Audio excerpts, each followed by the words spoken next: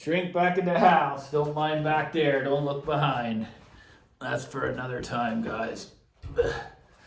I'm gonna block it. There you go. Why do we always want better? Well, I wanted some source of music when I go on my vacation to Thailand, right? So I know how cool these Bluetooth devices are. I mean, I don't even diss Bluetooth because I think it sounds pretty darn good, to be honest. But the audio nervosa, you know, how many of y'all have it? It's never good enough, right? So this little JBL Go 4 comes, right? This such a cool little device. Like, I love JBL as a company. And to be honest, the reason why these companies have so much money is from selling these affordable devices, right? Similar to Bose. Why do you think they had the money to acquire a company like Macintosh? You know, to be honest, if you're a true music lover, it shouldn't even matter where the music's coming from, right? As long as you can hear a decent sound, whether it be a little Walkman or, you know, one of these little Bluetooth portable speakers. This thing is so cool, guys. I mean, it's a really heavy little sucker. You can drop it in the swimming pool when you're swimming if you want. It goes wherever you want it to go. And of course, I always look at the build. It's a beautiful little piece. It's got its own little app where you can fiddle around and make a custom EQ. And I've tested, all makes a difference, does its own software updates, just like the Shrink loves. So I'm going to sell everything. I'm going to prove to you guys that quality and how costly equipment is just doesn't matter to me. I'm all about the music, 100%. So all that stuff behind is going to go, and it's going to get sold, and it's going to go toward the condo, and I'm going to live with a little Bluetooth speaker.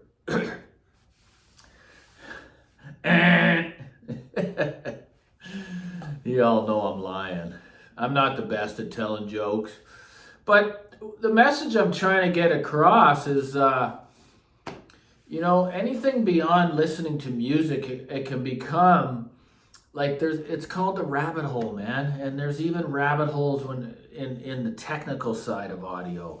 Like, it never ends. You can just keep going down and down and down and down. I mean, even the comments on this speaker here, which, I mean, the expert will have to come and really set things straight as to what his goal was with the design. And it's so beyond any of the comments. I'm sorry, guys. It just is. It's a whole other animal. Like, this is not my audience. The technical audiophile is not my audience. What he's going to talk about is even going to go way beyond measurements. It's so deep that I wouldn't even want to touch the tip of the iceberg, guys. All I can say is that it's one hell of a product, man. I don't think there's anything that's going to compete, to be honest. I mean, you're getting so much speaker and so much scale and so much sound and so much refinement for so little money. I think they're going to go around $3,500 US. Or sorry. Yeah, around it's going to be under $5,000 Canadian. Okay, so we know that that's a competitive place, but I've seen a lot of speakers in my day exactly at that price point here, okay? So I'm going away on a vacation before I make any decisions, but, you know, when Shrink goes ahead with something, it's behind me, right? And it doesn't change. I practice what I preach. So I think this is a hilarious video on the reality of just enjoying music for what it is, music. Nothing about, ooh, how can I modify the sound? How can I make it better?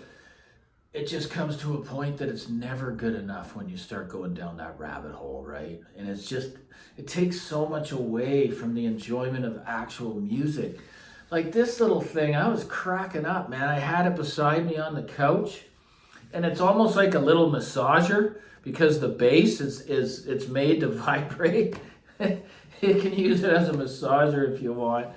Hey man, way to go JBL. I'm going to do a little conversation on this piece. I'm going to do some content on it because it's so cool. And it sounds so good. And it sounds so much bigger than this little tiny little device, right? I mean, but I can't wait, to when I get back from the vacation.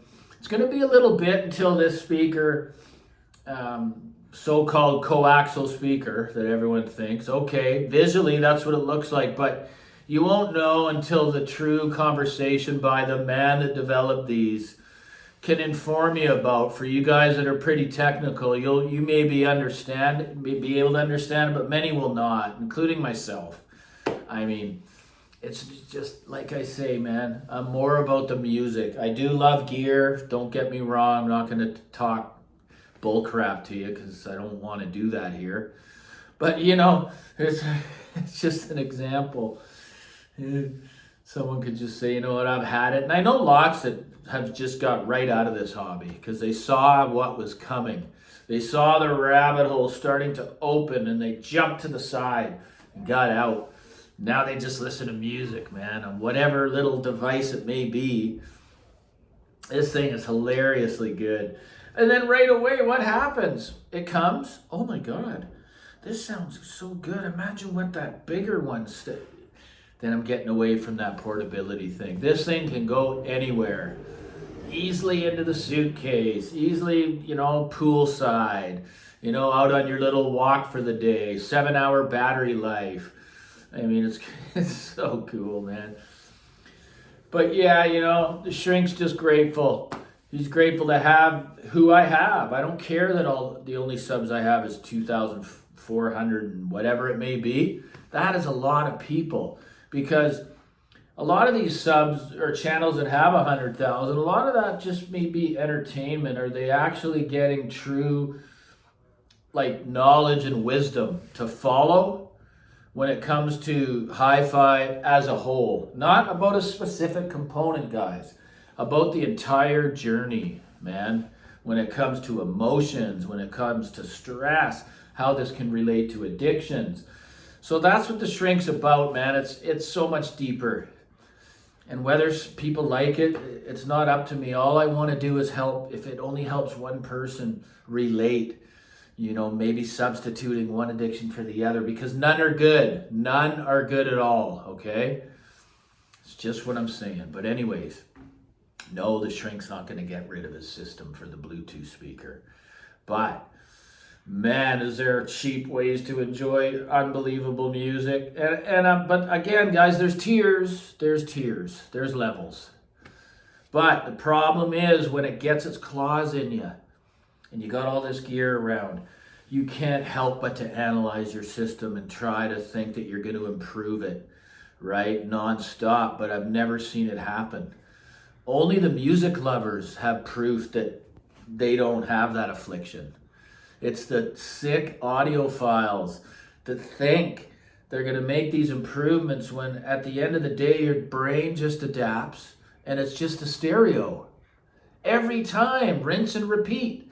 It's the same thing, but whatever floats your boat. If you want to go through your whole life doing that, some people, it doesn't cause any grief at all. It does cause me grief because I'm that kind of personality. I just want as simple as a life and less complications between the ears I can possibly have. So anyway, I think it's a funny video. I hope you're going to enjoy it. Guys, once again, thank you for the support. Thank you for the comments, the subscription, and especially the people that are financially backing this channel, man. It's here. I got to thank you every time because without any money doing this, zilch, the juice ain't worth the squeeze for me, okay? It's just not. I get so much better result going out, and I'm so excited to be going back to work in just a few weeks. It's a spiritual job that I have, man. It's for the mind and the body, and it pays me real well. You can't beat it. I could never do anything else. I was put on this planet to serve in the gardens, in the properties, and create those lines like art, just like the art that I collect. I'm a very, very passionate individual, man. And I prove to people that I am the best at what I do. I believe I'm the best at what I do. And that's okay. It's okay to have that belief, But anyways, guys, Shrink loves you all. Take care. It's not going to be long, and I'm on that 787-9. My favorite aircraft. I even got that to show you. I got an airplane collection, guys. I can't get it out. We'll end up, maybe. Yeah, look at this thing, man. I mean, so cool. It's a whole other collectible thing. I mean, look at the shape of that aircraft, guys. It almost, like, look at the wings, how cool that aircraft is. This aircraft changed flight travel forever, and I'll tell you why it did it. They got huge engines, one on each side, the 787. Looks like a giant Learjet. It's absolutely a beautiful, look at that thing coming at you with a wing shape, the dragon wing, right? So I get to go on my favorite aircraft. Now the reason why the 747, which is iconic, we all know that, is no longer is because this entire body, just like they use carbon fiber on audio equipment, this is a carbon fuselage, guys. It's all one piece. You know, gone are the days of riveted aluminum panels, you know, adding weight and unnecessary drag even with the rivets. So this plane it's such an incredible feat of technology to be able to fly up to 17, 18 hours straight without refueling. There's just no need for the jumbo. But I got the 747 in there as well. Such a cool piece with the 7.8 wooden plaque and stuff. But yeah, the 747, imagine the amount of people that it took to its destinations while it was a current aircraft. It's unbelievable. I think it took its... See, guys, I care about things, you know? Just give it a little dust off, make sure the condition is mint for the next owner, if there ever is one. The Boeing 787 Dreamliner, baby. You guys can share whoever's been on one. I can't wait to go on my first, because that is one hell of a beautiful looking plane. Anyways, jumping all over the place like my mind likes to do. Love you all. Take care, guys.